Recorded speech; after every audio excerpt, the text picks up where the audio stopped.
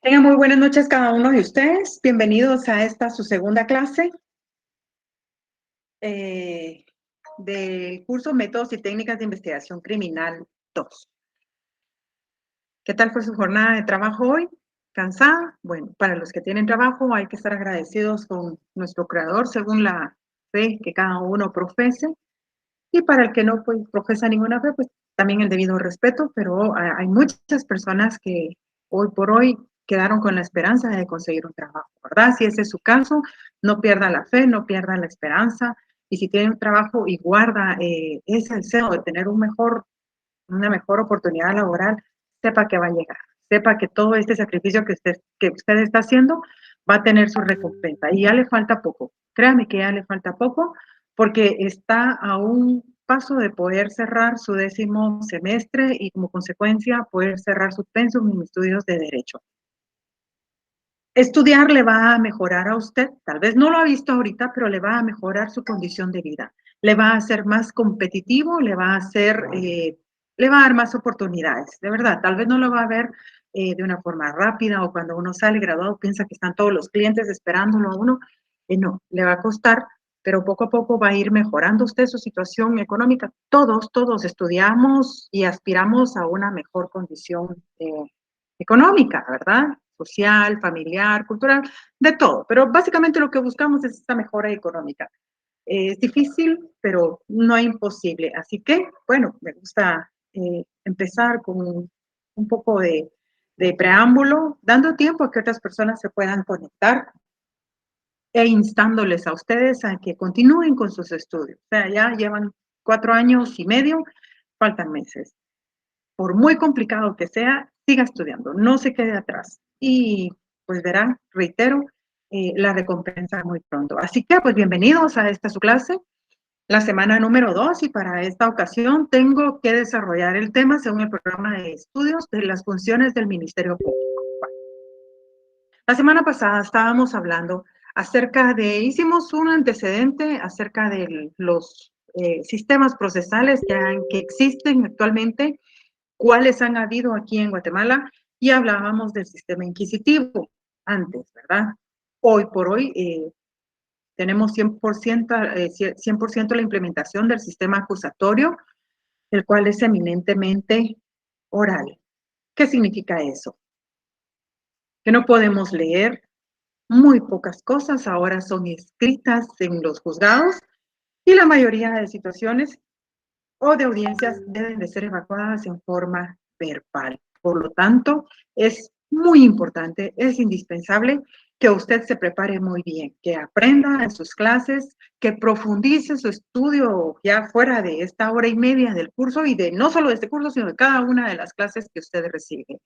Necesita estar actualizado, necesita saber cuáles son las reformas que va teniendo el Código Procesal Penal, el Código Penal, y cada uno de los códigos, no sé cuál va a ser, no sé cuál es su pasión. La verdad, no sé cuál de todas las ramas del derecho es su pasión, pero sea cual sea, usted tiene que ir actualizado.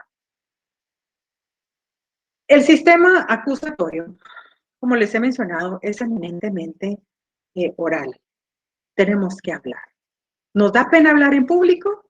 Bueno, pues igual, vamos a tener que ir a hacerlo a una audiencia.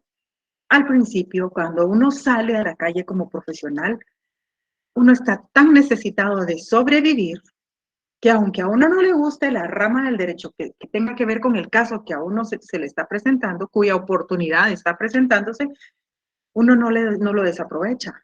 Y uno, bueno, lo acepta. Muerto del miedo y de incertidumbre, pues uno toma el caso y empieza a leer y a analizar y a estudiar.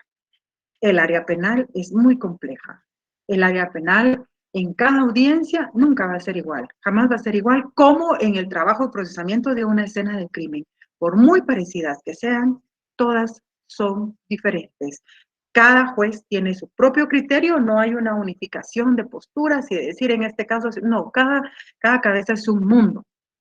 Yo siempre he dicho, hay muchos códigos procesales penales, porque cada judicatura lo aplica según su propio criterio. La norma no la va a interpretar de la misma manera el juez cuarto que el octavo, que el quinto, o sea, cada quien lo interpreta de una forma distinta. Y un caso muy parecido que usted ha llevado, por ejemplo, en el juzgado segundo, y le toque el juzgado décimo, y luego va a decir, pero es que allá me lo resolvió de esta forma y aquí, ¿por qué es distinto? Porque cada juzgado tiene cada juez tiene su propia opinión, tiene su propia sana crítica razonada y la experiencia de cada uno de ellos es distinta, nunca va a ser igual. ¿Qué tiene que ver esto con las funciones del Ministerio Público? Mucho, mucho. Porque en esa investigación en la que usted va a ser parte formando o integrando la barra acusadora, la barra defensora o la barra judicial o propiamente el juez, va a ser parte usted del juez, tiene que conocer muy profundamente cuál es el trabajo que realiza el Ministerio Público, cuál es su fundamento legal. Debe de conocerlo, debe de dominar ese proceso penal guatemalteco, tanto sustantivo como adjetivo. En una de las clases que impartí el fin de semana, me permití hacer esta pregunta. ¿Sabe usted cuál es la diferencia entre el derecho penal sustantivo y el derecho penal adjetivo? ¿Sabe usted qué es eso? ¿Sabe usted diferenciarlo? ¿Sabe cómo se aplica? La importancia de que usted conozca esta situación, y les invito por favor a que me lo respondan en el correo electrónico, hagamos un poco más dinámica y más participativa la clase.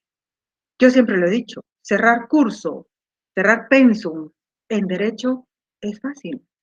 De verdad es fácil. Y ustedes dirán, ay, no, licenciado, a usted no le costó. Claro que me costó. O sea, en la casa de estudios en la que yo estaba, de la cual yo soy egresada, que es la del pueblo, es bastante complejo.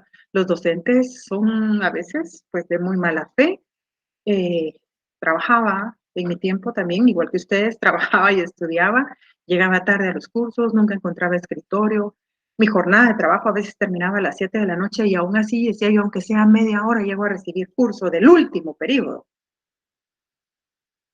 Es complicado, pero usted debe estar bien preparado en sus clases.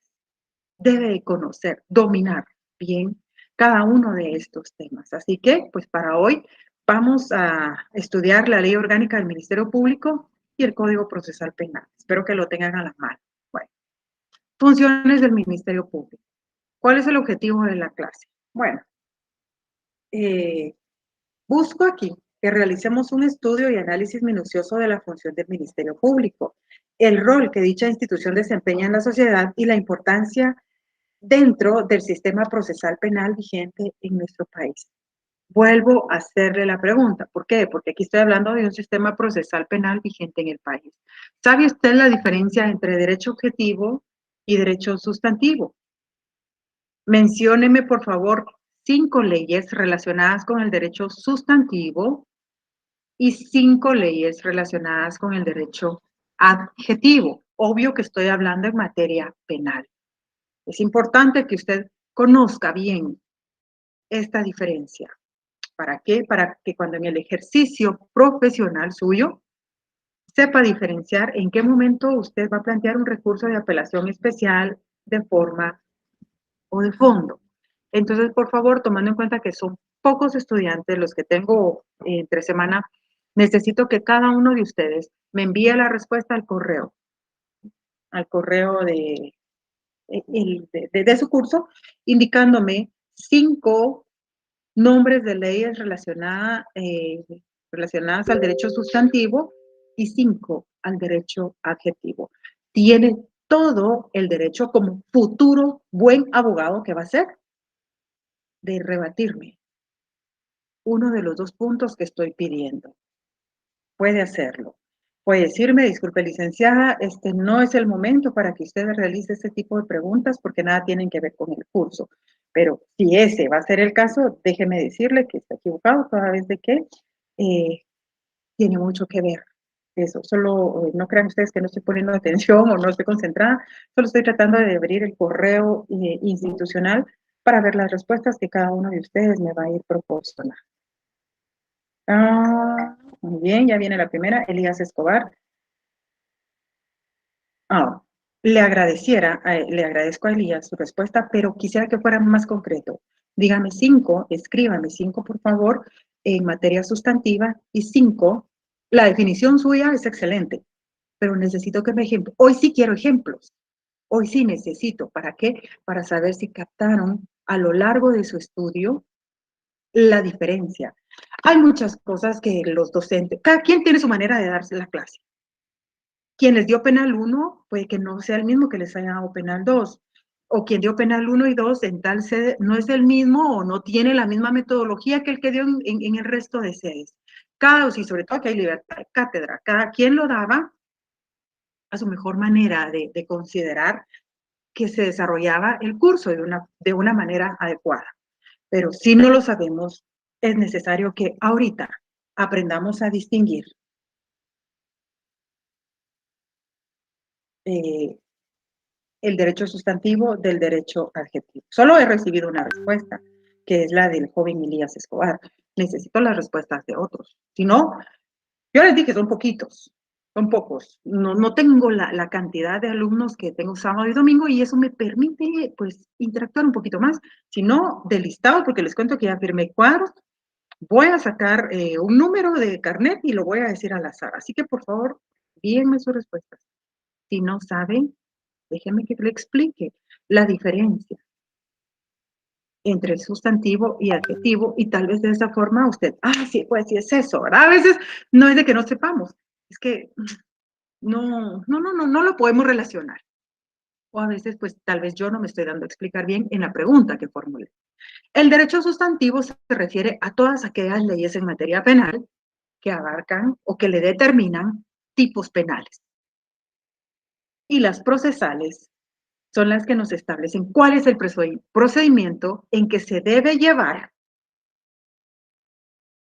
la imposición de una sanción cuando se cometa algún delito de las leyes sustantivas. Espero haberle aclarado mmm, este, este punto, ¿verdad? Pero bueno, sigamos entonces. Reitero, ¿cuál es el objetivo de la clase? Ministerio Público es una entidad muy importante dentro de la sociedad guatemalteca. Bien vista, mal vista, no importa. Pero en materia constitucional debe respetarse esta autonomía que le concedió en su momento aquella Asamblea Nacional Constituyente, ya por 1985, cuando dijo, Ministerio Público va a ser el único que va a poder investigar. En ese artículo de la Constitución no establece que se va a apoyar o que le va a suplir el trabajo a algún organismo o entidad internacional, ni siquiera nacional. ¿Por qué? Porque veremos más adelante quién es el único que puede ayudar al Ministerio Público en la investigación que va a realizar. Ustedes han visto que el ministerio, estoy segura que muchos de ustedes, la mayoría, o todos hemos visto en algún momento cómo trabaja el Ministerio Público, ya sea así en forma personal, ¿verdad? Porque casualmente vamos pasando y ocurrió algún hecho violento o algún accidente de tránsito. Un hecho violento, un acto doloso, un hecho de tránsito, un acto culposo. ¿Recuerda usted sus clases de Derecho Penal? Bueno, aquí vamos a hacer una retrospectiva de todo eso ustedes. Aquí sí, 10º semestre, en este curso, pareciera sin importancia. Pero vean la relevancia de que tenemos que haber sabido bien la distinción de aquel penal 1, aquel penal 2, procesal penal, sí, 100%, full. Y veamos entonces cuál es la diferencia entre un delito doloso y un delito culposo. ¿En qué casos dolosos o culposos va a trabajar el Ministerio Público? Va a investigar. Pues les decía, usted ya sean los medios de comunicación, los que se transmiten en la televisión o escritos o virtuales ahora o presenciales, ya cuando uno, como le digo, uno pasa y ve, ha observado el trabajo que hace el Ministerio Público y se respeta. La sociedad, aun cuando haya inconformidad con sus mandos o con ciertas formas de trabajar, pero debe respetarse el trabajo que hace esta entidad, que es la única facultada para poder investigar. Es el único, nadie más. Que existen, yo puedo prestar el servicio de investigación privada y ser la mejor investigadora, pero mi resultado de esta investigación no va a tener ninguna validez. ¿Por qué? Porque no formo parte del Ministerio Público. Entonces, por lo tanto, si yo realizo una investigación y quiero incorporarla a un proceso penal, debo de llevar o de llenar ciertos requisitos para que sea válida y sea permitida.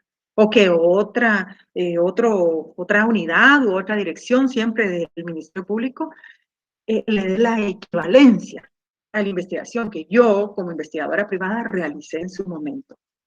Así que he aquí la importancia del Ministerio Público dentro de la sociedad guatemalteca. Si no hubiera un Ministerio Público, entonces, ¿quién sería el encargado de velar por el estricto cumplimiento de las leyes? ¿Quién sería el encargado de investigar? Y menos, ¿quién sería el encargado de acusar?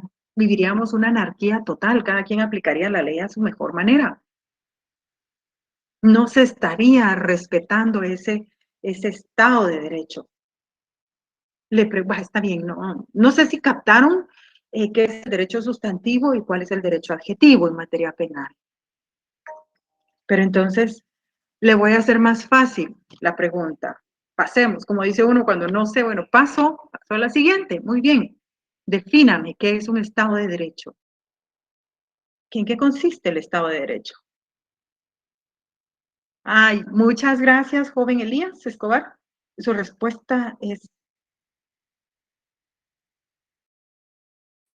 ay, más o menos. Las sustantivas son perfectas. Le felicito, sí, así es, son esas. No lo voy a decir porque sé que hay más compañeros suyos en clase y estoy esperando la respuesta de ellos. Las adjetivas, ahí me queda un poquito de duda, lo vamos a ver más adelante. Pero sí, las sustantivas están perfectas. ¿Conoce usted este logo? ¿O conocen ustedes este logo? ¿Han visto estas palabras? MP. ¿Qué significa MP? Municipalidad de Palencia, muy pilas, Méndez Pedro, no sé, ¿qué es MP? Tantas cosas que pueden significar. Pero hoy estamos hablando de este logo que significa ese rol muy importante dentro de la sociedad. Es el Ministerio Público. ¿Quién de ustedes trabaja en el Ministerio Público? Porque hay alumnos que trabajan. Me da tanta satisfacción ver cómo personas que fueron mis alumnos hoy por hoy se encuentran en juzgados o son parte del Ministerio Público.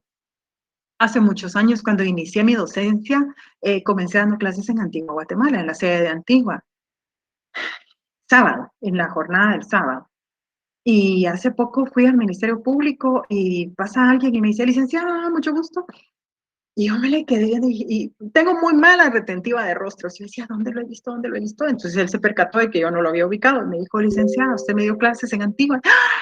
Ay, de verdad me sentí tan feliz de ver cómo el estudio recompensa esas oportunidades laborales. Hoy por hoy es parte del MP. Entonces yo no sé si muchos de aquí o alguno de ustedes trabajan en el Ministerio Público. Pero si no, le pregunto o le reformulo la pregunta.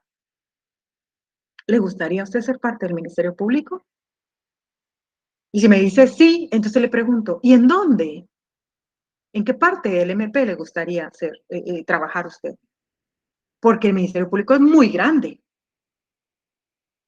Es un monstruo comparado con otros ministerios públicos de todo el mundo, diría un programa de televisión, pues es chiquito, pero si lo vemos ya en su análisis, vamos a ver aquí que es una institución muy bien organizada. No es una estructura criminal organizada, no, es una entidad muy importante que está muy bien estructurada. Va, vamos. Sabía que iba a haber un poco de confusión en la pregunta de derecho sustantivo y de derecho adjetivo. Alguien me respondió aquí. Derecho sustantivo, Código Civil, Código Penal, Código Mercantil, sustantivo. Va. El derecho se divide en dos ramas. Sí sabe usted que cuando se someta a su examen público, lo va a hacer en dos ramas, la pública y la privada, ¿verdad? Va. Todos, en la USAC, que es mi casa de estudios, también nos examinamos del área pública y del área privada. Son dos fases. Ustedes también, ya sea virtual o presencial, también de esta casa de estudios. Se van a examinar de dos fases, pública y privada. ¿Qué tienen que estudiar en el área pública? Bueno, vamos. Derecho penal, derecho laboral y derecho administrativo. Pública, el área pública. El área privada también está integrada por tres fases, que es el derecho civil, derecho mercantil y notariado. Bueno, son dos ramas del derecho, la pública y la privada. No podemos mezclar las leyes de la pública con la privada ni de la privada con la pública, al menos en materia penal. Porque algunas leyes del área pública administrativa se van a aplicar en el área privada. ¿A qué voy con esto? ¿El Código Civil pertenece al área pública o privada? Privada, no es del área pública. Y menos en materia penal. O sea, en el Código Civil no encontramos ningún delito. Entonces, por lo mismo, no puede ser una ley sustantiva. Voy también al Código Mercantil. No puede ser una ley sustantiva porque no establece tipos penales, delitos, no los establece. ¿Cuáles son las leyes sustantivas? Todas aquellas que contengan delitos. Ya, por ejemplo, como aquí me lo mencionaba alguien, ley de armas y municiones, Código Penal, por excelencia, que es la primera ley sustantiva. Luego, la ley de armas y municiones, ley de femicidio y otras formas de violencia contra la mujer, ley de violencia sexual y trata de personas, ley contra la narcoactividad. Podemos hablar de la ley contra la delincuencia organizada, ley contra la narcoactividad, contra el lavado de dinero. ¿Por qué? ¿Por qué les estoy hablando de estas leyes sustantivas? Porque todas ellas le establecen delitos, penas, sanciones sustantivas, que no se le olvide. Toda ley sustantiva en materia penal es aquella que establece delitos. Y leyes adjetivas son aquellas que le va a establecer a usted el proceso penal. Entonces yo, maliciosamente, porque lo acepto, le pedí que me indicara 5 nombres de leyes sustantivas y 5 adjetivas. Todavía le di chance para que me rebatiera algún punto de esta pregunta y me refería específicamente a las leyes adjetivas. ¿Por qué? Porque en leyes adjetivas únicamente tenemos una, que es el Código Procesal Penal. ¿Por qué? Porque solo en este librito, un poquito desordenado, si usted quiere, está establecido todo el proceso penal. No nos remite a otro código o a otra ley para saber cuál es el proceso penal guatemalteco. Aquí está, es el único. Entonces, leyes adjetivas, si yo le pedía 5, usted tenía todo el derecho de decirme, disculpe, licenciada, su pregunta es de muy mala fe o muy capciosa. Nos quiere inducir a error toda vez de que leyes adjetivas en materia penal únicamente tenemos una, que es el Código Procesal Penal, decreto 51-92. Sustantivas sí le voy a enumerar varias, porque ahí sí hay bastantes. ¿Ya?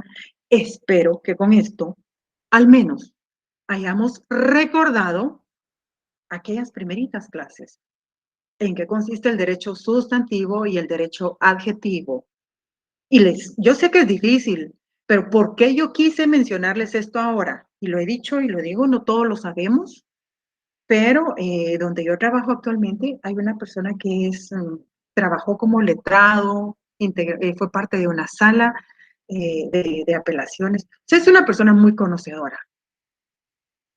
Y a mí, aún amando y siendo mi pasión el derecho penal, me cuesta mucho distinguir, o me costaba distinguir cuándo una apelación especial, sí sabe usted en qué momento se va a interponer una apelación especial y qué diferencia hay entre la apelación simple y la apelación especial. Bueno, la apelación simple, sí, tiene que tener algunos requisitos, pero no tantos como la apelación especial.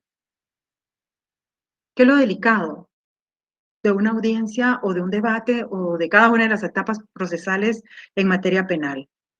Que como abogados, siendo parte del proceso penal, está en nuestras manos la libertad de la persona y como consecuencia la vida, porque déjeme decirle que en las prisiones no es color de rosa, o sea, nada es color de rosa, ¿no? O sea, pueden morir los reos ahí.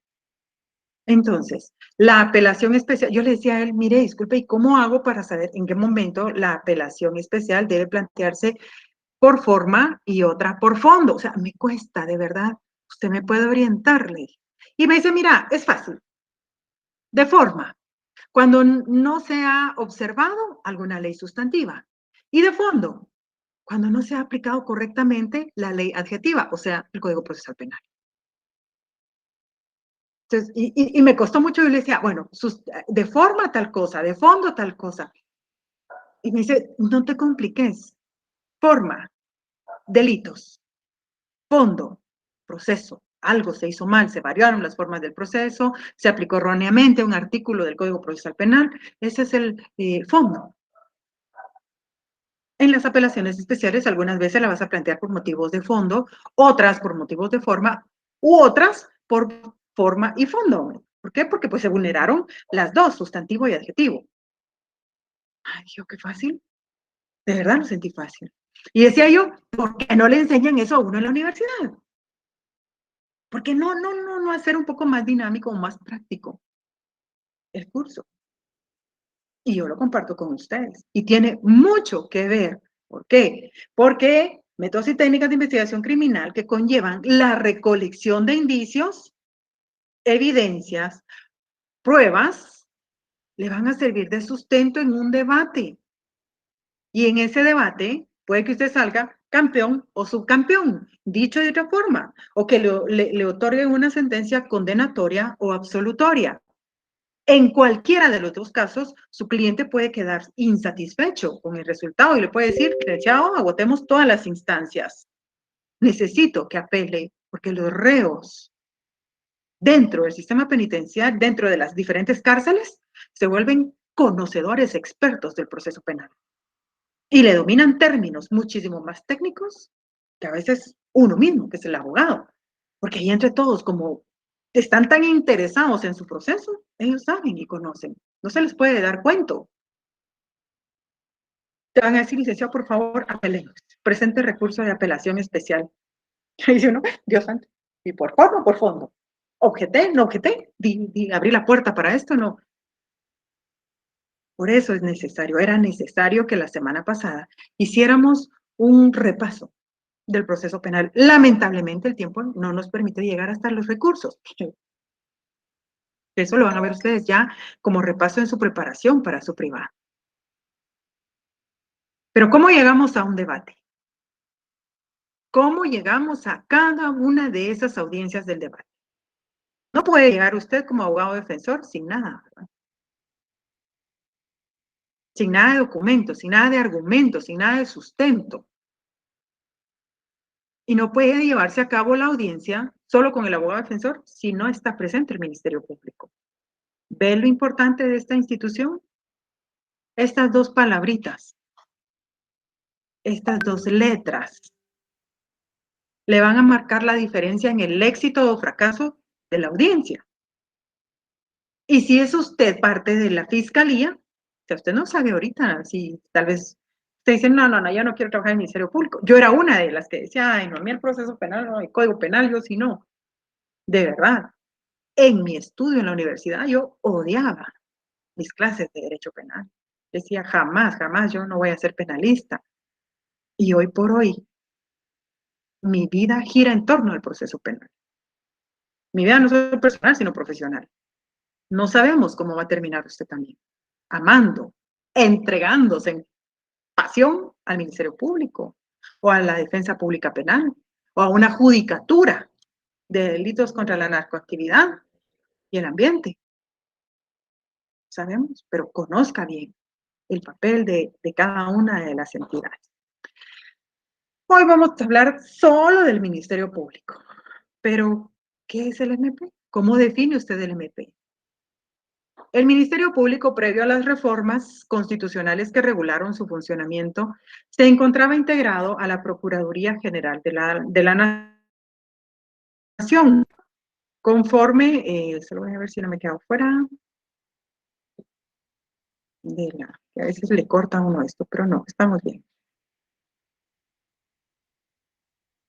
Les decía que antes de esta reforma, el Ministerio Público se encontraba integrado a la PGN, conforme el decreto 512 del Congreso de la República. En la clase pasada vimos cuál era la función de acusar, quién tenía la función de acusar, quién tenía la función de defender y quién de juzgar. Pero en algunas audiencias va a estar presente la PGN. Procuraduría General de la Nación tiene su área penal también. ¿Y en qué casos va a intervenir la PGN? En un proceso penal, cuando debe velar por los intereses del Estado o bien de una persona menor de edad o un incapaz. Una persona que se encuentre totalmente desvalida o desprotegida. Entonces, ahí entra ese abogado del Estado a defender los intereses no solo del propio Estado, sino de cualquier persona que se encuentre vulnerable ante la desprotección. Por ejemplo, en el caso de que yo me voy a poner como ejemplo, madre, tenga una hija que haya sido víctima del delito de violación o de agresión sexual. Pero resulta que el sindicado vino a mí, acudió a mí y me dijo, bueno, lleguemos a un acuerdo, retírese la denuncia y yo le voy a hacer ahorita la entrega de 100,000 quetzales en efectivo.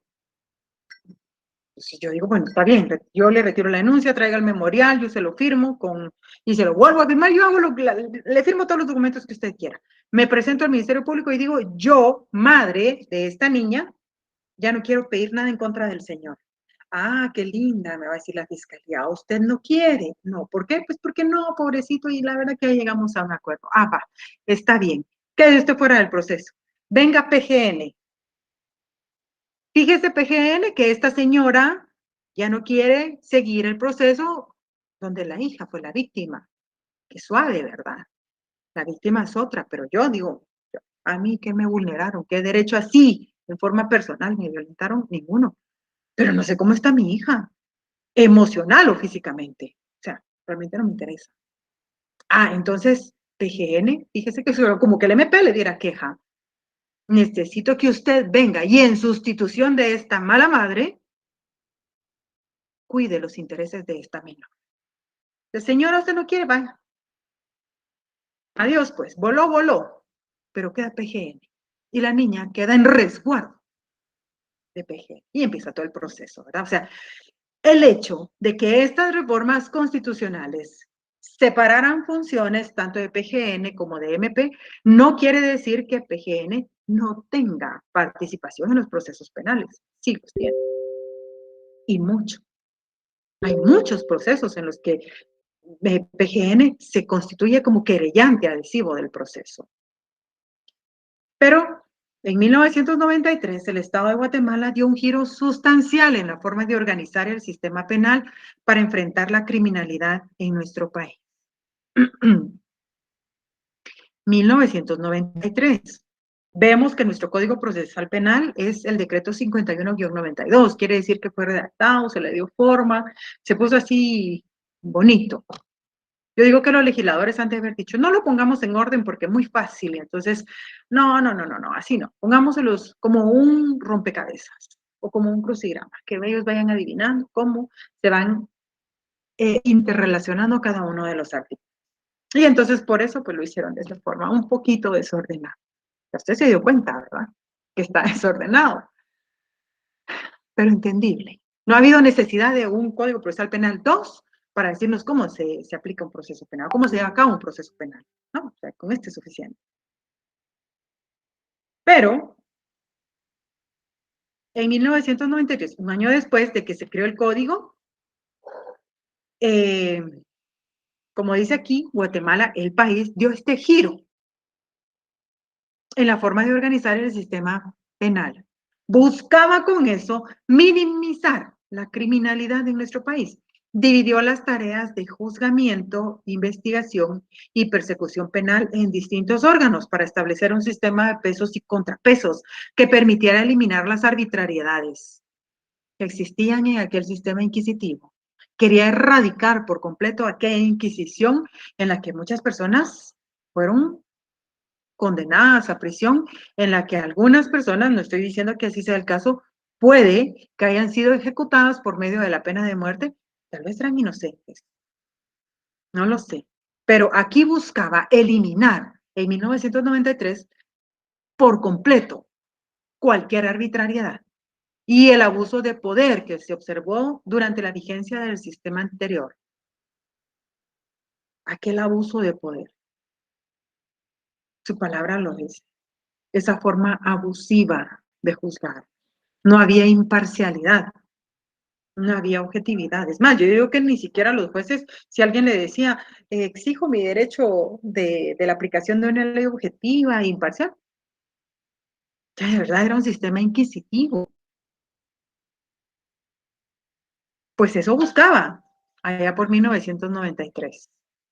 Bueno, el Ministerio Público, a raíz de la reforma constitucional de 1992, se constituyó en un órgano autónomo encargado de ejercer la persecución penal y la acción pública.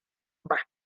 Les hice dos preguntas ya. No sé si las van anotando. Primero, que me dijera cuáles leyes sustantivas, cuáles leyes adjetivas. Eso ya lo resolví. La definición de Estado de Derecho. ¿Qué es un Estado de Derecho? ¿Ha visto usted que los políticos salen dando declaraciones y yo soy respetuoso del Estado de Derecho y el debido proceso? Y yo me pregunto, ¿será que de verdad sabe qué significa el Estado de Derecho? ¿Ya me envió usted su respuesta de la definición de Estado de Derecho? Esa no me la ha respondido ninguno. Bueno, ¿por qué yo pregunto esto? Porque ahora viene la tercera pregunta. ¿Cómo se clasifica la acción penal? ¿Cuál es la clasificación de la acción penal? ¿Ves la importancia de haber puesto atención en aquellas clases? Tal vez peor si las daban, las recibía uno después de almuerzo. ¡Ay, qué sueño el que daba! Y habíamos comido mucho, mucho sueño. Igual daba sueño si uno había comido poco, mucho calor, o si estaba lloviendo, así como hoy, que fue una tarde lluviosa, de verdad.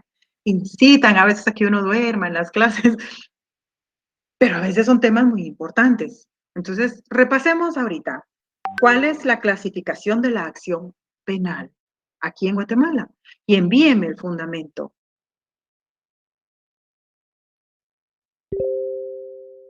¿Sí? Tiene mucha razón. Alguien me escribió, aunque en la ley nos indican que el MP es objetivo, la realidad no es así. Puede que haya algunos casos, puede que haya algunos casos, como todo en todas las entidades del Estado. Bueno, no solo en las entidades del Estado, en todos los lugares, tanto público o privado, entidades, la administración pública, la administración privada, hay unos excelentes trabajadores y hay otros que no son tan buenos. Estos que no son tan buenos y que no hacen bien su trabajo, lamentablemente, hacen quedar mal las instituciones. Pero yo que formé parte del Ministerio Público durante muchísimos años, que dejé mi juventud ahí en el MP, puedo decirle que conocí trabajadores y hoy por hoy son trabajadores que mantienen la mística. Le puedo decir que tuve la oportunidad de trabajar con elementos de Policía Nacional Civil porque trabajábamos muy de la mano, que eran, pero mis respetos para esas personas. muy entregadas a su institución, muy entregadas a esos deberes laborales y morales que nos inculcan en las entidades y que nos hacen sentirnos parte. También conocí otros, hoy por hoy afuera, he visto otros que digo, ay Dios mío, ¿cómo hacen eso? Pero ni modo, pues es parte del sistema. Algunas veces, si queremos objetividad en un proceso, debemos pagar por ella o se debe pagar por ella. ¿Es correcto? Sí, no, no sé, quién sabe. ¿Es un delito? Usted dirá, pero sí, coincido mucho con que no siempre se aplica la objetividad. Y en todo caso, si el Ministerio Público no es objetivo, el juez que controla la investigación sí debería velar por esa objetividad, pero a veces ni uno ni otro ustedes, y es bien triste cuando uno como abogado defensor ve que está luchando contra viento y marea y nadie le hace caso a uno. O sea, de verdad, es bien triste. Bueno, ya me enviaron aquí definición de Estado de Derecho. Entonces parece que solo un estudiante está participando en mi clase. Es el modelo de Estado donde gobernante y gobernados están sujetos a las leyes y las cumplen. ¿Es usted parte del Estado de Derecho? ¿Respeta el Estado de Derecho? Claro que sí, respeto las leyes de mi país y las cumplo. Muy bien. Va, pasemos a la siguiente pregunta. Tercera, ¿cuál es la clasificación de la acción penal en Guatemala? Aquí dice que se constituyó el Ministerio Público en un órgano autónomo encargado de ejercer la persecución y la acción penal pública. El Código Procesal Penal que entró en vigencia en 1994, miren la secuencia, veamos esta línea de tiempo.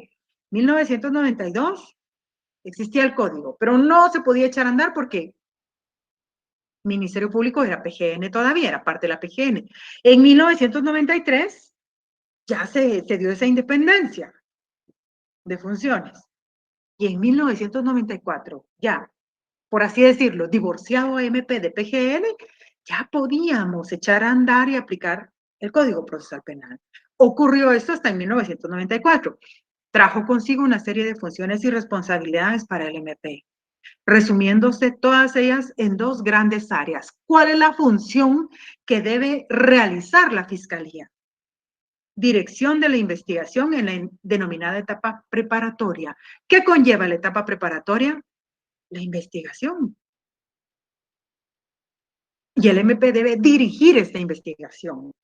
Y las facultades de acusación para el ejercicio de la acción penal propiamente dicha. No sirve solo investigar.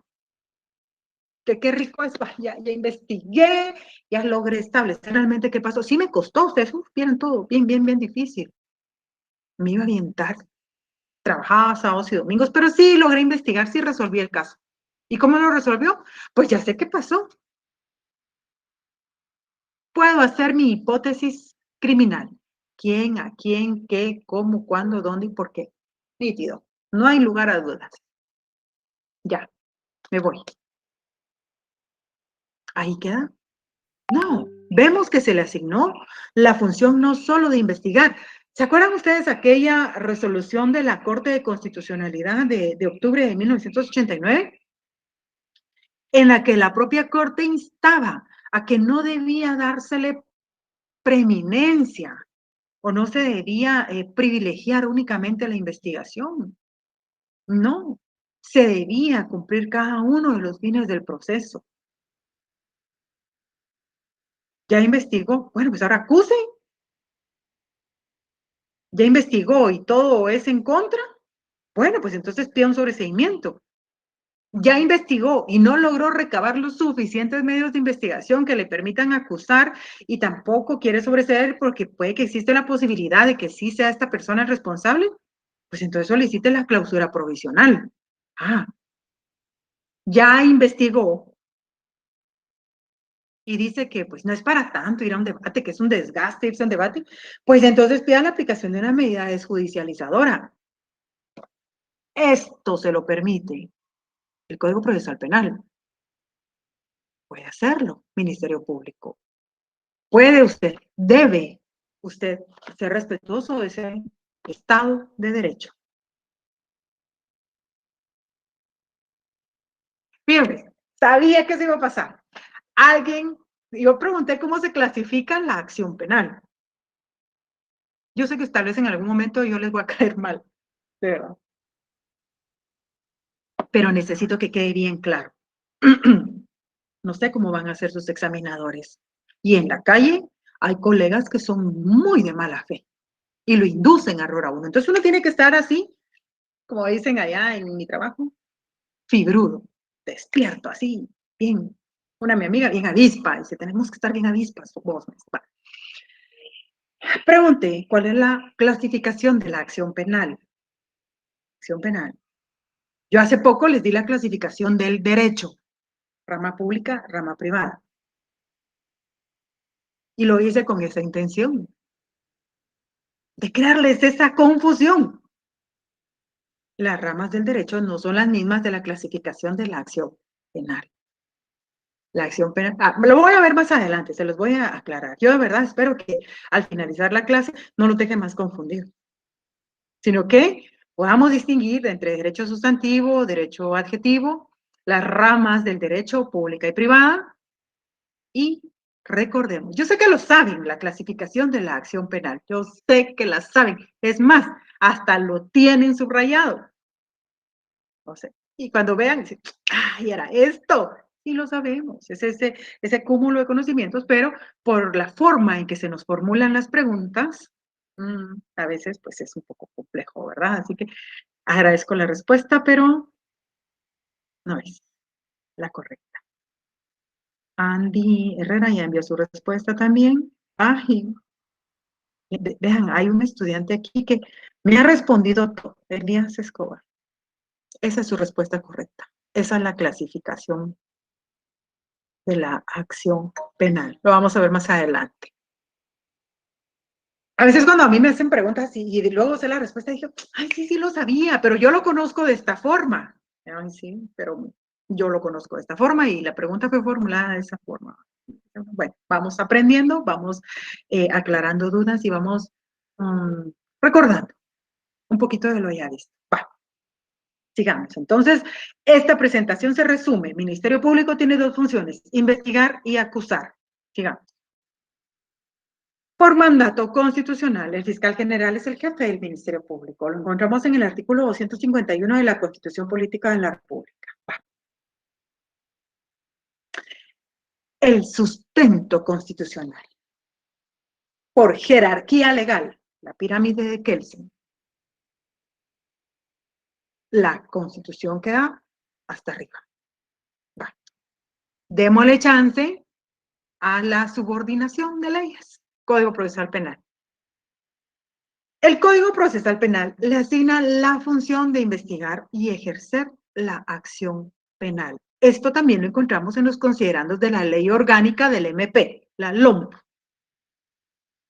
Es esta, la LOMP. Vale. Sigamos.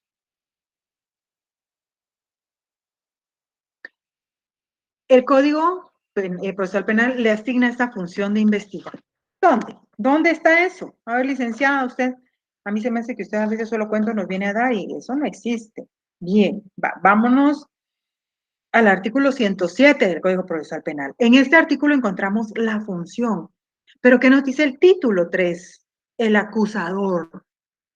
Qué feo se oye, ¿verdad? El acusador, así se me figura aquel monstruo feo que espanta en las noches y, ay, Dios mío, y que aparece en las pesadillas. Y pareciera que sí ante la falta de objetividad en algunos casos, pero ya es una entidad muy importante en la sociedad. Sean ustedes esos agentes de cambio, cuando hayan convocatorias, entren, participen. Y yo sé que muchos dicen, ay, no, licenciada, solo por cuello. No, no siempre. Yo logré ser parte de la institución y la verdad no tenía cuello. O sea, prepárese, estudie bien, sea competitivo, usted que va a lograrlo. Y entonces cuando usted sea parte del Ministerio Público, sea la diferencia. Sea esa persona de verdad que esté llena de mística laboral. Y si ya es parte del MP, hágase un autoexamen para ver cómo estamos trabajando. Bueno, Pero veamos entonces en el artículo 107 la función del MP. El ejercicio de la acción penal corresponde al Ministerio Público como órgano auxiliar de la Administración de Justicia conforme a las disposiciones de este código. Párrafo segundo. Tendrá a su cargo el procedimiento preparatorio y la dirección de la Policía Nacional Civil en su función investigativa dentro del proceso penal. Tendrá a su cargo la dirección de PNC durante la investigación. ¿Qué quiere decir eso? Que el Ministerio Público le puede girar instrucciones dentro de una investigación a un elemento político.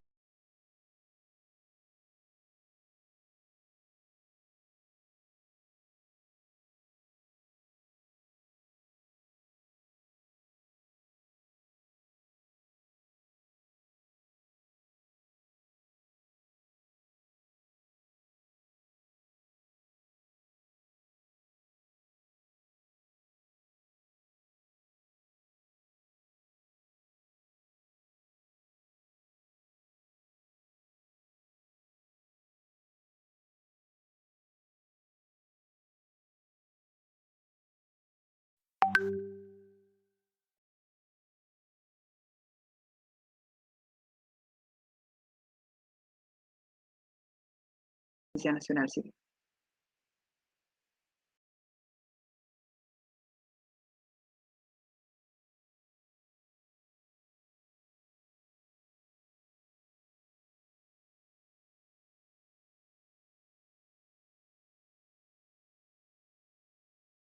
Y ojo, que no aplica únicamente en el Ministerio Público, aplica en todo.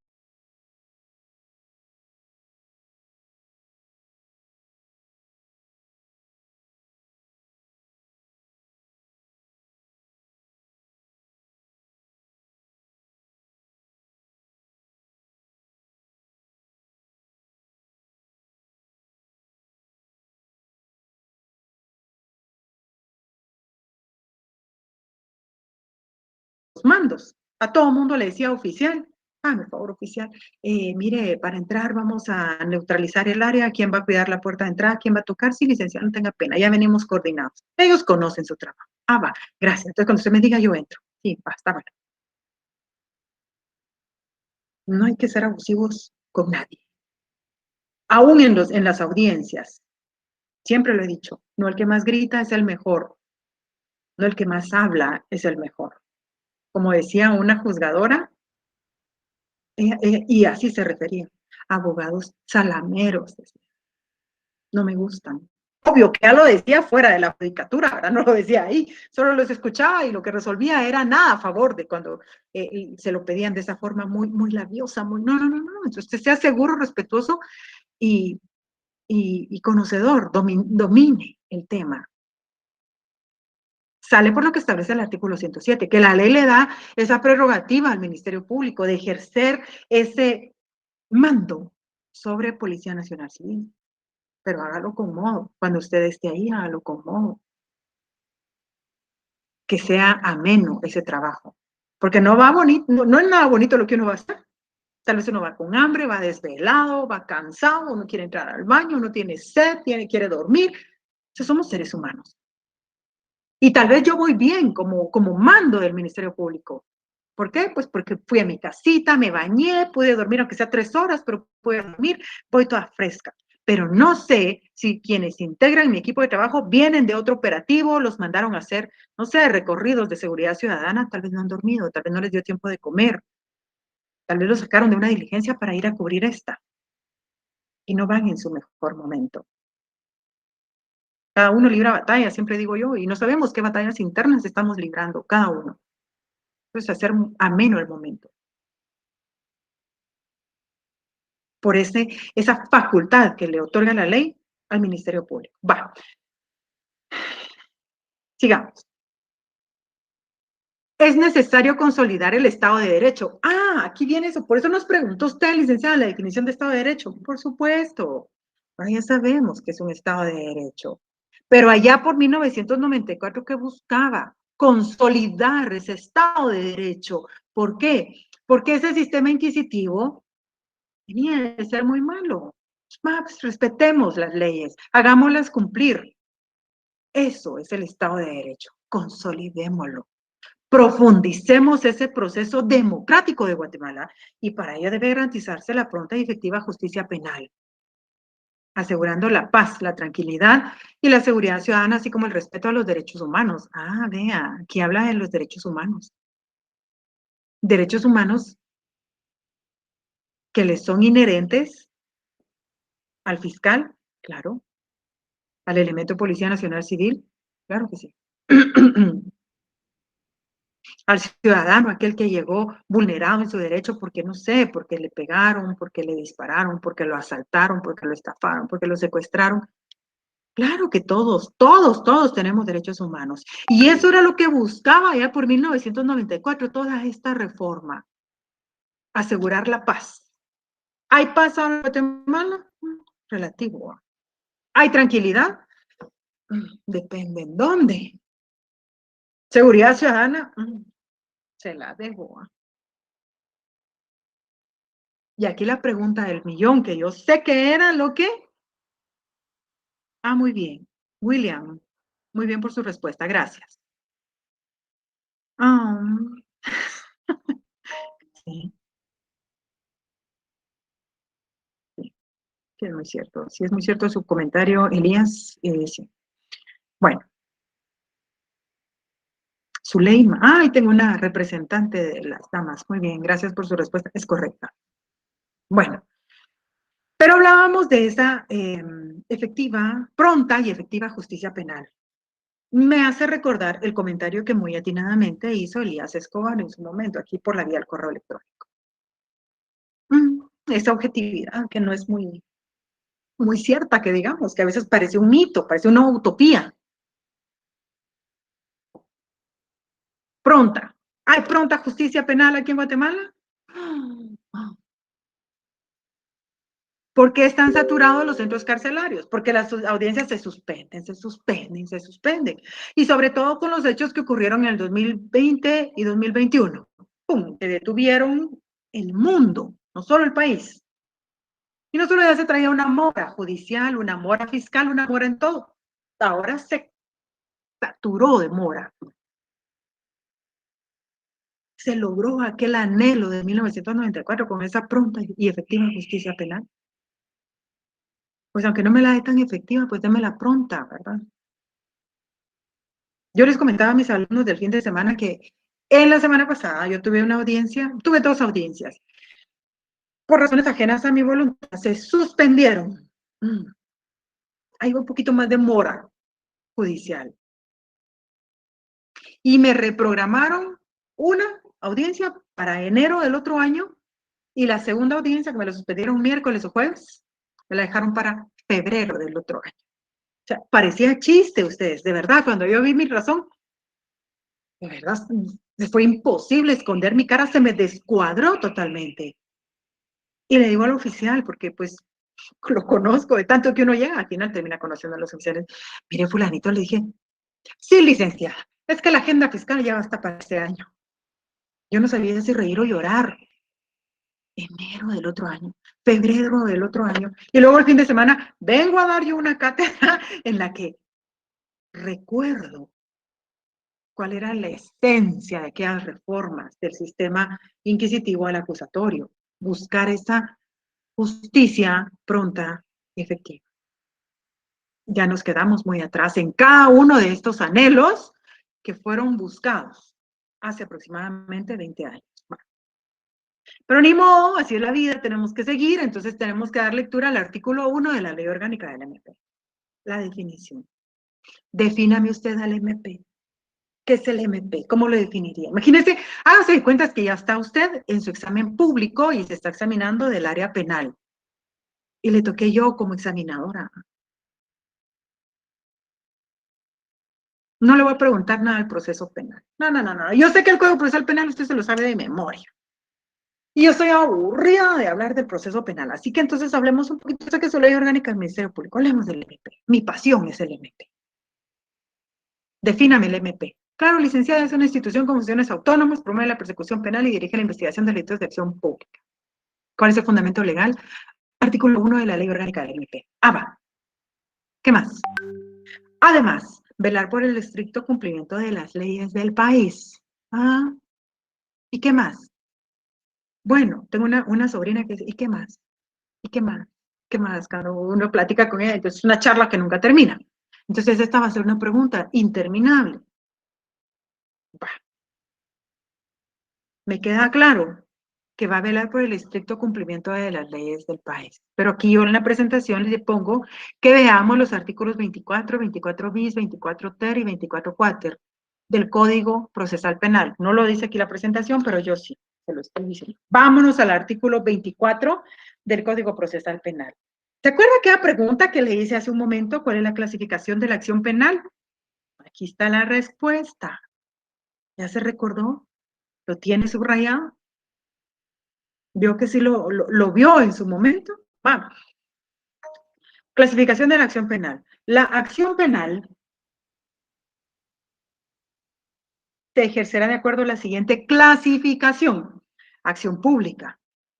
Acción pública dependiente de instancia particular o que requiera autorización estatal y acción privada. ¿Cómo se clasifica la acción penal en Guatemala? En tres. Pública. Pública que dependa, de la que dependa en instancia particular y la acción privada. Son tres acciones. Fundamento legal, artículo 24 del Código Procesal Penal. Va. Pero la pregunta se amplía un poco. Entonces, ¿qué es la acción pública? El 24 bis nos da la respuesta. Serán perseguibles de oficio por el Ministerio Público en representación de la sociedad todos los delitos de acción pública, excepto los delitos contra la seguridad del tránsito y aquellos cuya sanción principal sea la pena de multa, que serán tramitados y resueltos por denuncia de autoridad competente conforme al juicio de faltas que establece este código. ¿Le queda claro cuáles son los delitos de acción pública? Yo creo que es un poco complejo. Vámonos al 24 ter, sigamos leyendo. Acciones públicas dependientes de instancia particular. Para su persecución por el órgano acusador del Estado dependerán de instancia particular penal. Bueno, y nos dice, lesiones leves o culposas y contagio venéreo, amenazas, allanamiento de morada, creo que el estupro, el incesto y todo eso fue derogado ya. Hurto, alzamiento de bienes, estafa que no sea mediante cheque, apropiación y retención indebida, delitos contra la libertad de cultos y el sentimiento religioso, alteración del lindero, usura y negociaciones usurarias. Va.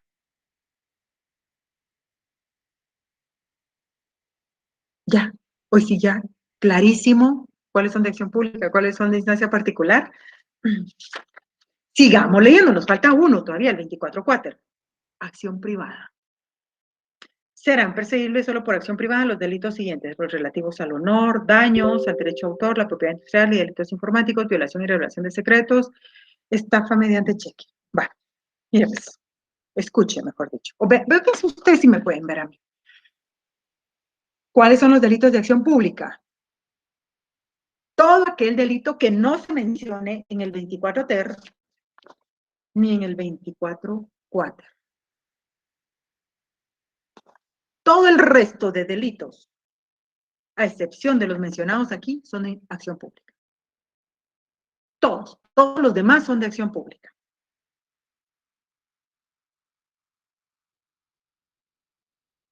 Le pregunté yo cómo se clasifica la acción penal. Bueno, ahora le pregunto, ¿cómo me define usted la acción penal? ¿Qué es esa acción penal? Si le digo, defíname la acción penal, pues la acción penal es la que se clasifica según el artículo 24 del Código Procesal Penal en acción pública pendiente de instancia particular y acción privada. Sí, muchas gracias por su respuesta, pero yo no le pedí que me indicara la clasificación, sino la definición de acción penal. No sabemos cuál es la definición de acción penal, aquí se la doy. Potestad del acusador de efectuar la persecución criminal ante los órganos jurisdiccionales. Esa es la definición de acción penal. Se la repito. Potestad del acusador. Entiéndase del Ministerio Público. De efectuar la persecución criminal. Va a realizar aquella persecución en contra de aquellas personas que vulneren bienes jurídicos tutelados, que cometan delitos. Pero una vez que haya efectuado esta persecución, la va a llevar ante los órganos jurisdiccionales para su respectivo juzgamiento. Va, ahí está la definición de acción penal.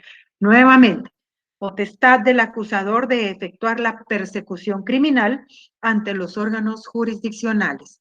Le invito a que esa definición usted la escriba con letra chiquita y bonita a la par de el artículo 24, la clasificación de la acción penal. Entonces, o en cualquier parte de su código, de esa misma hoja, entonces usted ya va a saber cuál es la clasificación y va a saber y va a conocer la definición de acción penal. Bueno, habiendo recordado cuáles son los delitos de acción pública, que son todos aquellos que no se mencionan en el 24 ter ni en el 24 quater, pues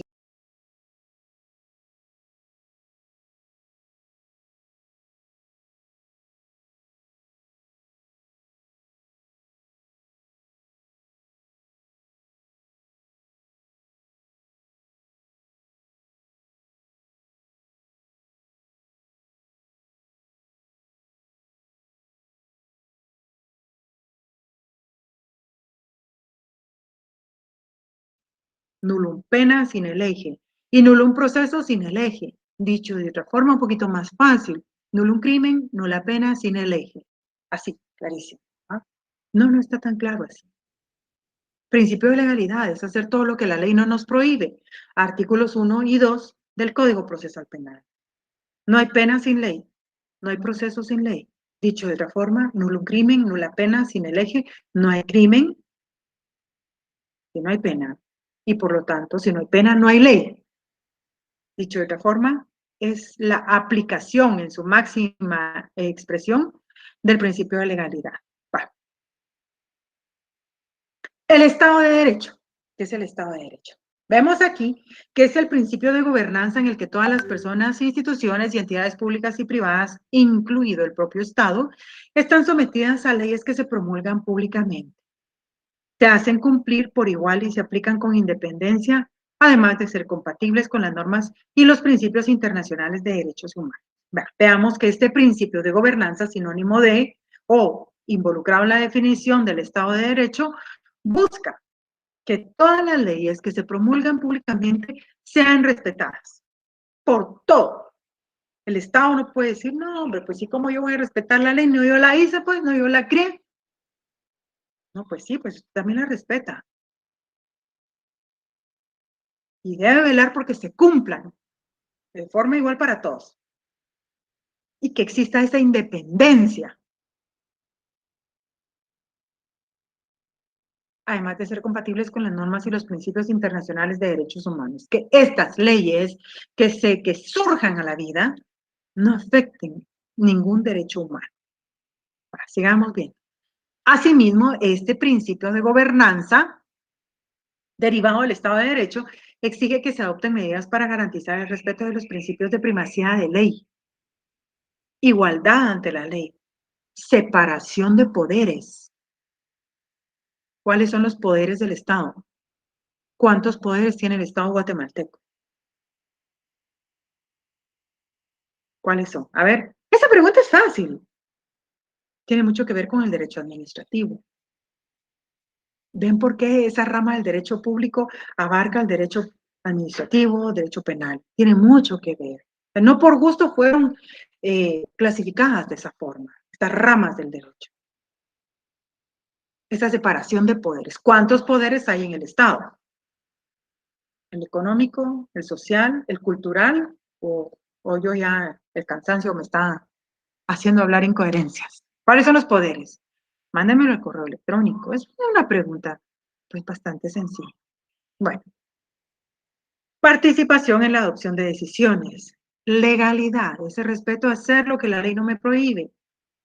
No arbitrariedad y transparencia procesal y legal.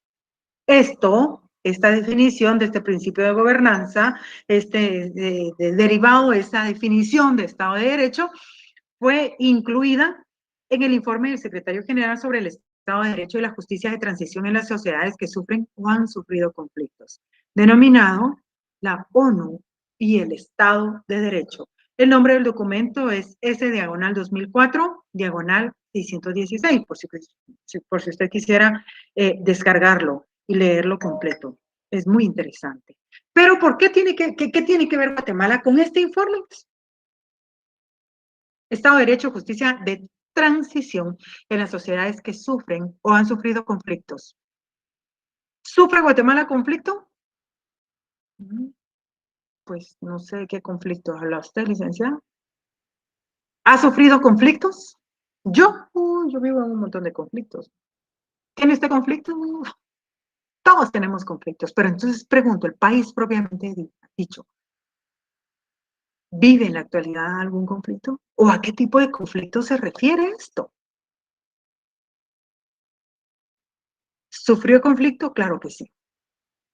El conflicto armado interno, que trajo como consecuencia la firma de los acuerdos de paz allá por el 29 de diciembre de 1996. O 94, no me acuerdo. Creo que 96. Se firmaron los acuerdos de paz. Ya se veía la necesidad de implementar esos acuerdos. ¿Tuvieron éxito hoy por hoy? Yo la verdad pienso que no. Lo único que le puso fin al conflicto armado interno. Y se buscaba en aquel entonces que con la firma de paz, una vez finalizado el conflicto armado interno en Guatemala, se iba a acabar aquel índice delincuencial. Ya no iba a haber tanto muerto de forma violenta, o sea, ya no iba a haber tanta criminalidad. Aquella política criminal que se buscaba implementar preventiva por medio de los acuerdos de paz, no funcionó. Porque hoy por hoy sigue habiendo y creciendo la delincuencia aquí en Guatemala. Y ahora ya se perfeccionó porque ahora es delincuencia organizada y traspasó fronteras porque es transnacional. Bueno, entonces aquí está el nombre del documento que les mencioné. Sigamos hablando del artículo 11 de la Ley Orgánica del MP. El Ministerio Público podrá pedir la colaboración de cualquier funcionario y autoridad administrativa de los organismos del Estado y de sus entidades descentralizadas, autónomas, para el cumplimiento de sus funciones. Las autoridades, los funcionarios y los organismos requeridos facultades que le otorga la ley deberán atender inexcusablemente el requerimiento, sin excepción alguna. ¿Qué dice aquí? Que toda la colaboración que el Ministerio Público requiera dentro del marco de su investigación debe ser respetada por todo integrante de la administración pública y se le debe dar respuesta a sus requerimientos, diría mi jefe, sin excusa ni pretexto. Ay, sí, fíjese, yo tengo mucho que hacer, no importa, usted le está pidiendo al Ministerio Público algo y mándeselo. Usted tiene que pedirle permiso a mi jefe. Pues entonces vaya pues y que le dé el visto bueno y lo manda. Es que no viene autorización judicial, es que no tiene que pedir autorización judicial, basta que el Ministerio Público lo pida. Bueno, hablemos un poquito del artículo 5 de la Ley Orgánica del MP, la unidad y jerarquía que existe dentro de la Fiscalía. El Ministerio Público es único e indivisible para todo el Estado. ¿Qué significa esto? Que tan fiscal es el de aquí de Guate, como tan fiscal es el de, no sé, de los departamentos más remotos. Petén, Huehuetenango, Altagrapa, Quetzaltenango, no sé, ¿qué otros lugares? La misma preparación tiene, los mismos requisitos llenó el de lejos como el de aquí, el de Guate. Tan fiscal auxiliar es el de Mazatenango como el de El Progreso. Es único e indivisible. El fiscal de aquí de Guate, si se le designa la comisión de ir a cubrir una audiencia allá por Retaluleu, va a ir y va en su argumento a tomar como fundamento legal el artículo 5, tomando en cuenta que el Ministerio Público es único e indivisible, se solicita a honorable juzgador se le permita la participación a mi persona dentro del presente proceso. No es como los jueces, que los jueces solo pueden actuar en su territorio. El de Cobán no puede trabajar en, no sé, en los casos de, no sé, no se me ocurre ahorita un departamento de Sorola o de Zacatepeques, porque pues de su judicatura es esta, distinto del MP. El MP sí puede participar en audiencias o en diligencias a nivel república. ¿Por qué? Porque es único e indivisible en todo el Estado. Vale. 40 de la LOMP, Dirección de Investigaciones Criminalísticas. Coadyuvará en la investigación. ¿Qué hace la DICRI? Coadyuva en investigación, recolección, procesamiento y análisis criminalístico de cualquier evidencia, indicio material, digital o de cualquier índole que se relacione con la comisión de acto delictivo que investigue. ¿Pero quiénes? Las distintas fiscalías o dependencias del Ministerio Público. Sus actividades las desarrollarán a solicitud del fiscal a cargo del caso. Muy DICRI, muy todo, pero no puede investigar de oficio. Tiene que haber una solicitud de un encargado. Dirección de Investigaciones Criminalísticas. Bueno, ¿qué es la DICRI? Es la encargada de planificar, controlar y ejecutar la investigación operativa, la recolección de evidencias y otros medios de convicción que coadyuven al esclarecimiento de los hechos delictivos que investigan las fiscalías del MP. Está conformada. ¿Cómo se conforma la DICRI? Bueno, se conforma con la Subdirección de Investigación Criminal Operativa y la Subdirección de Investigación Criminalística. Ah, bueno, ¿quiénes son los operativos? Aquellos investigadores, los investigadores. ¿Cuál es la investigación criminalística? Los que recogen indicios, los que procesan las escenas del crimen. Cuando usted conozca a trabajadores del MP, le va a decir, es que yo soy investigador de crimen. Ah, yo soy grupo DICRI, recolecto indicios, soy embalador. Ahí ve usted esa diferencia. Pertenecen a una misma dirección, pero cada uno ejecuta roles muy diferentes e indispensables dentro del caso concreto que se está investigando. El Ministerio Público también tiene otras unidades que investigan, tal el caso de la Unidad de Métodos Especiales de Investigación, la UME. ¿Qué es la UME? Es la dependencia encargada de coordinar y controlar la aplicación de los métodos especiales de investigación previstos en la Ley contra la Delincuencia Organizada. ¿Recuerda usted cuáles son los métodos especiales de investigación? ¿Recuerda que el semestre pasado vimos la Ley contra la Delincuencia Organizada? ¿Cuáles son esos métodos? ¿Será la DICRI la que va a investigar estos hechos de los métodos especiales? Aquí le damos chance mejor a la UME. ¿Por qué? Porque es otro tipo de investigación.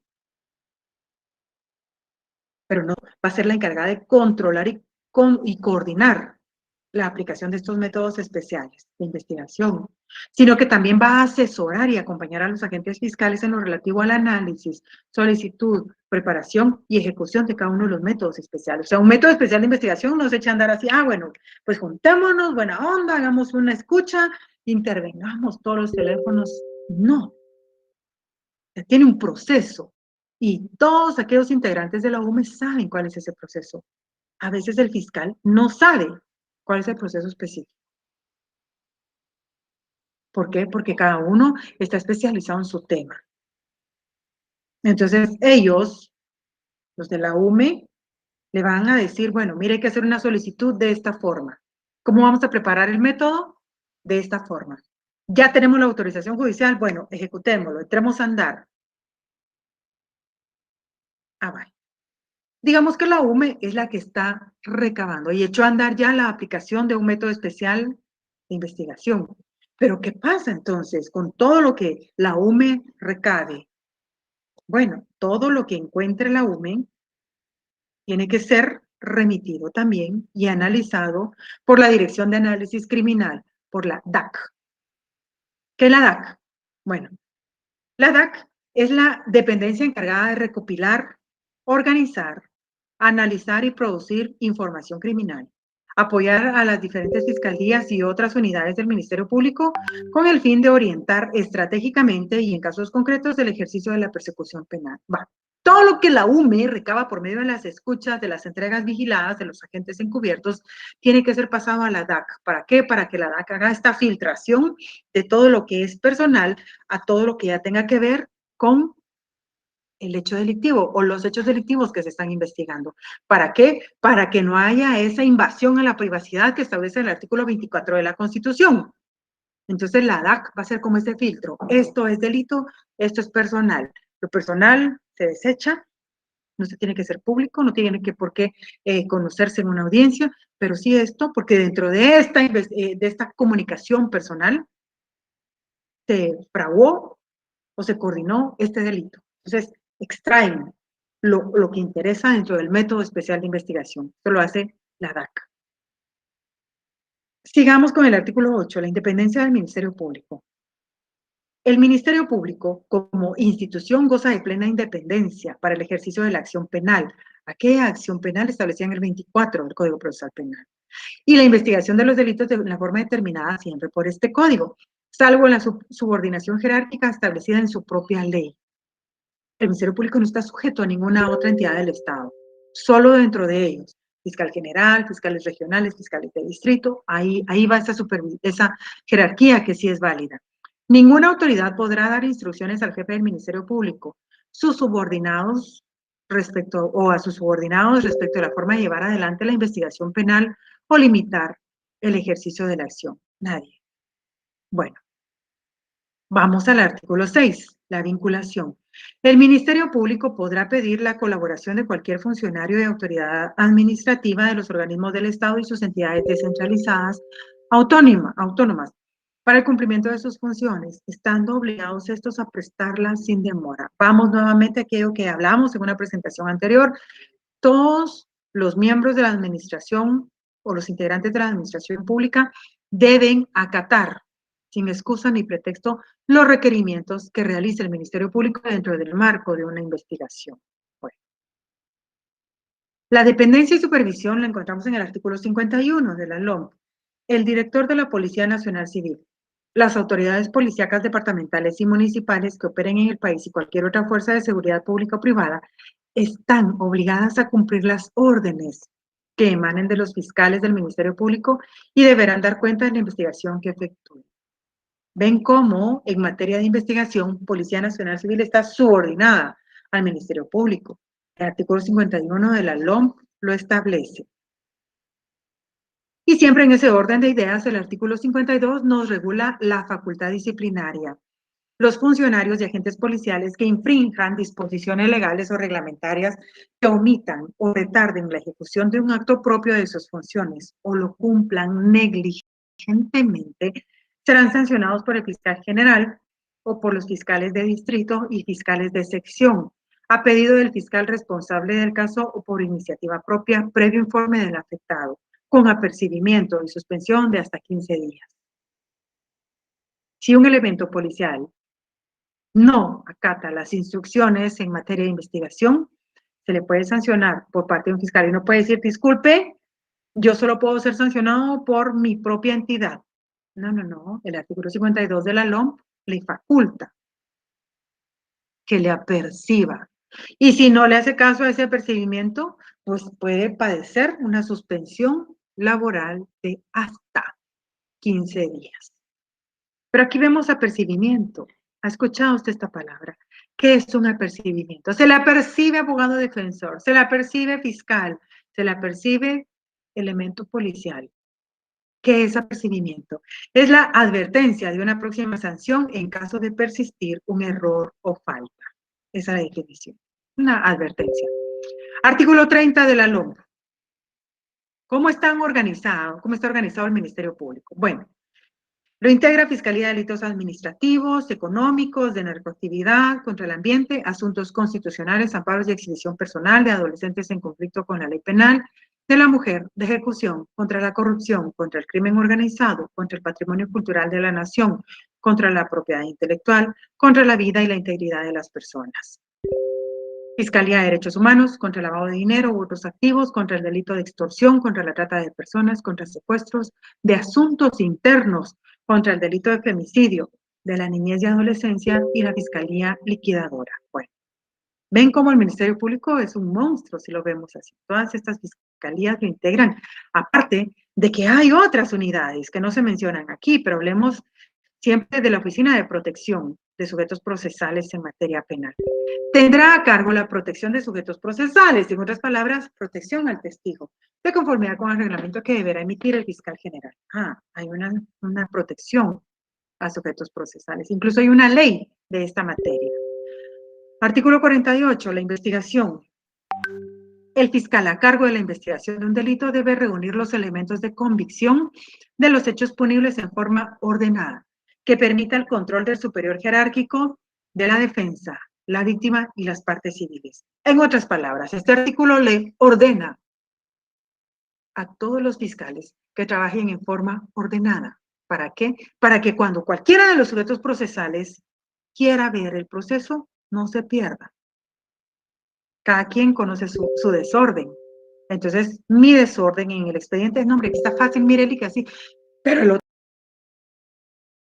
otro no conoce mi desorden, tiene su propio desorden.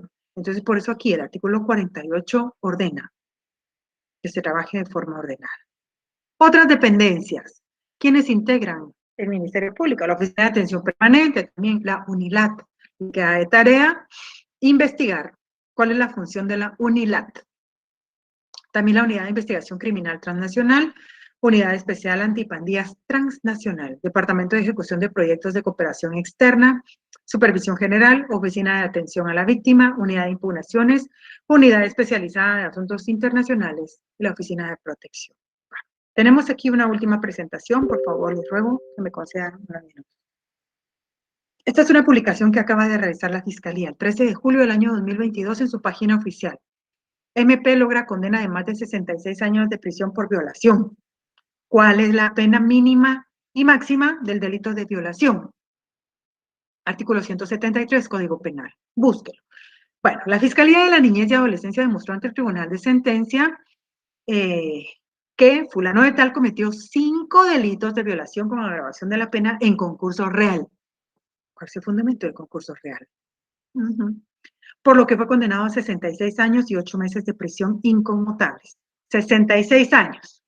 Los fiscales establecieron que el procesado perpetró los delitos contra una niña cuando ella tenía entre